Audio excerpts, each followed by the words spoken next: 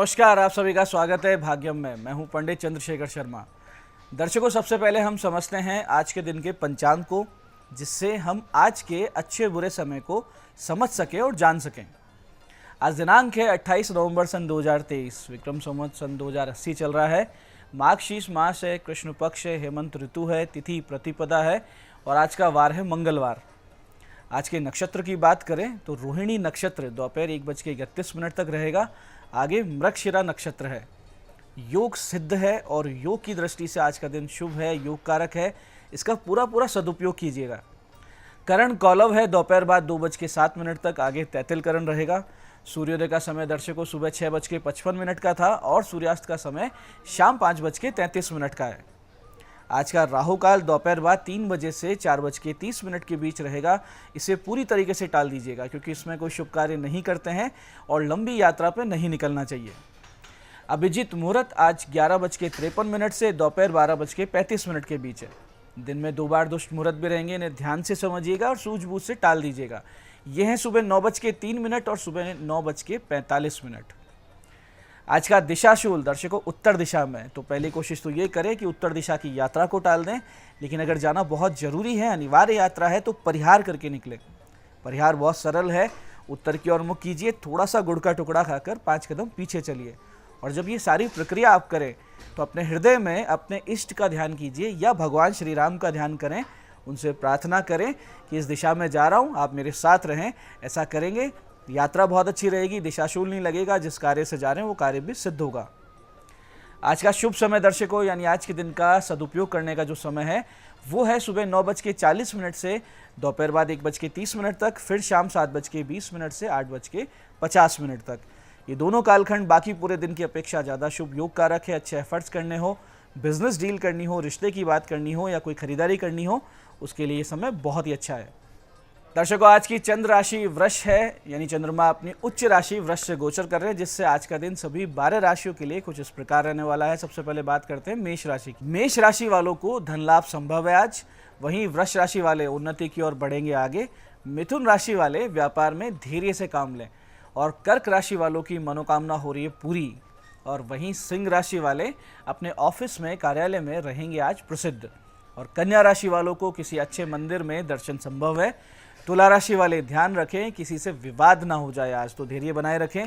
वृश्चिक राशि के जो अविवाहित हैं उनको मिल सकता है अच्छा रिश्ता। धनु राशि वाले पैसे का लेन देन आज किसी से ना करें। और मकर राशि वाले जो छात्र छात्राएं हैं शुभ समाचार आज पा सकते हैं। कुंभ राशि वाले घर में शांति बनाए रखने में आज होंगे सफल। और मीन राशि वालों को अपने मित्रों के साथ घूमने जाने का अवसर होगा प्राप्त। अब करते हैं आज के दिन की ज्ञान चर्चा, जो आपकी हमारी अंतर्दृष्टि को, प्रज्ञा को जागृत करेगी। फिर आगे समझेंगे उन विशिष्ट उपायों को जो आपको समस्याओं से बाहर ले आते हैं और जीवन में सफल बना देते हैं। अंत में करेंगे आज के दिन की ज्योतिष मंत्रणा और समाधान। दर्शकों, आज से मार्गशीर्ष माह शुरू हो रहा है। गीता जी के 10वें अध्याय के 35वें श्लोक में भगवान श्री कृष्ण ने कहा कि मासों में यानी महीनों में मैं मार्गशीर्ष हूँ। तो बहुत ही पवित्र महीना हुआ करता है ये। इसे मंगसिर, अगहन आदि नामों से भी जाना जाता है।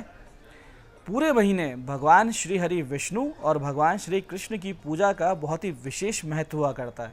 और साथ ही साथ अगर शंख की पूजा की जाए, यानी जो व्यक्ति शंख की पूजा करता है पूरे महीने, उसे कभी भी धन लक्ष्मी की कमी नहीं रहती, अक्षय लक्ष्मी की प्राप्ति होती है। विशेष करके इस महीने में यमुना जी में स्नान करने का बहुत ज़्यादा महत्व है। इसके साथ ही महत्व है दान का। आप गर्म कपड़े, कंबल, मौसमी फल, बिस्तर, भोजन, अन्न, इन सब चीज़ों का दान करें निर्धनों को। और पूजन सामग्री जैसे कि आसन, तुलसी की माला, पुस्तकें, चंदन, मोरपंख, कलश, आचमनी, पीताम्बरी, गौमुखी, इन सब का दान मंदिरों में और ब्राह्मण पंडितों को करें तो बहुत ही विशिष्ट पुण्य फल प्राप्त होता है। इस पूरे महीने में विष्णु सहस्त्रनाम, गजेंद्र मोक्ष और श्रीमद् भागवत और गीता जी का पाठ करना चाहिए। साथ ही साथ रामायण पाठ, गीता पाठ और इसी तरह के दूसरे पाठों का आयोजन करवाना चाहिए।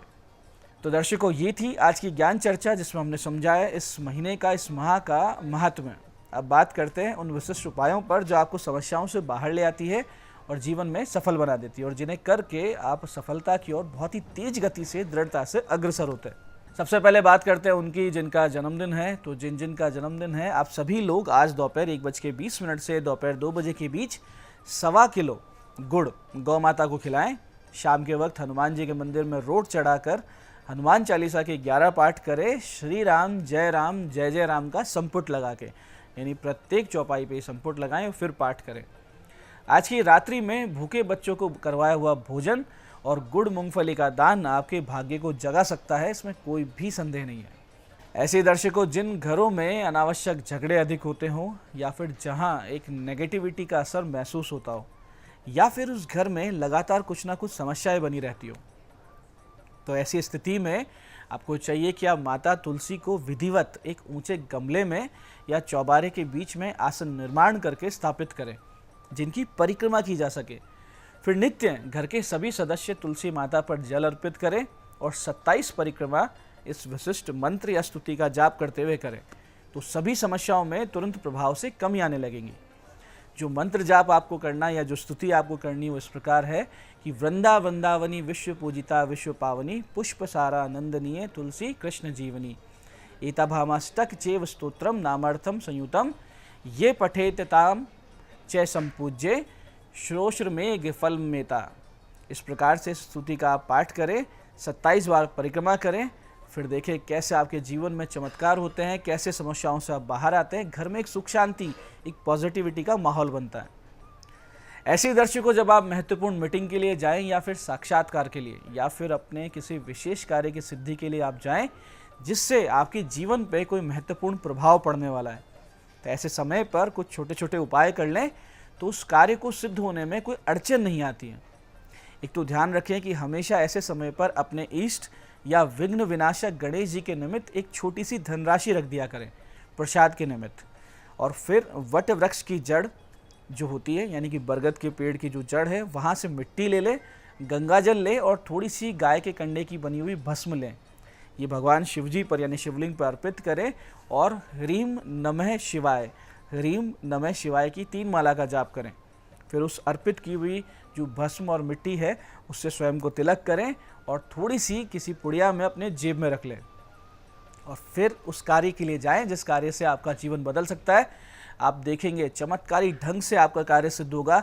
जिन जिन व्यक्तियों से आप मिलेंगे वो आपसे बहुत विशेष प्रेम और सम्मान से पेश आएंगे, इसमें कोई भी संदेह नहीं है। दर्शकों, इसी कार्य के लिए आप एक और उपाय कर सकते हैं। बहुत ही साधारण सा सरल सा उपाय है। इसमें आपको चाहिए होगा श्वेत आक का छाया में सुखाया हुआ एक बढ़िया सा फूल। श्वेत आक यानी सफ़ेद आकड़ा, उसका छाया में सुखाया हुआ फूल लें, जिसे आप काली गौ माता के दूध में घिसकर अपने ललाट पे अपने इष्ट देवता का ध्यान करते हुए तिलक करें। तो फिर आपका जो मन के अनुसार जो भी सफलता आपको प्राप्त होनी चाहिए वो निश्चित रूप से होगी, इसमें कोई संदेह नहीं। जिस कार्य के लिए आप जाएंगे वो कार्य सिद्ध होगा। विशेष करके साक्षात्कार और बिजनेस डील में या राजनीतिक मसलों में ये विशेष कार्य करने वाला उपाय है।